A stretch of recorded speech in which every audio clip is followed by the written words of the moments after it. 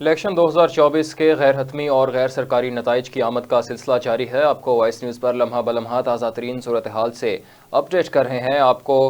मज़ीद आगे बढ़ें और बताएं कि सक्खर के PS24 का भी मुकम्मल नतीजा सामने आ चुका है, जिसके मुताबिक पीपल्स पार्टी के उम्मीदवार सैयद फ़ारूक शाह जो हैं वो 41,235 वोट लेकर जीत चुके हैं, जबकि पीपल्स पार्टी के मुखालिफ इत्तेहाद के हमायत याफ्ता आज़ाद उम्मीदवार मुबीन जतोई 19,622 वोट लेकर हार चुके हैं। बात कर रहे हैं सक्खर के हल्का PS24 की, जहां पर पीपल्स पार्टी उम्मीदवार सैयद फ़ारूक शाह 41,235 वोट लेकर जीत चुके हैं, जबकि मुखालिफ इत्तेहाद के हमायत याफ्ता आज़ाद उम्मीदवार मुबीन जतोई जो हैं वो 19,622 वोट लेकर हार गए हैं। बात कर रहे हैं सक्खर से हल्का PS24 की, जहां पर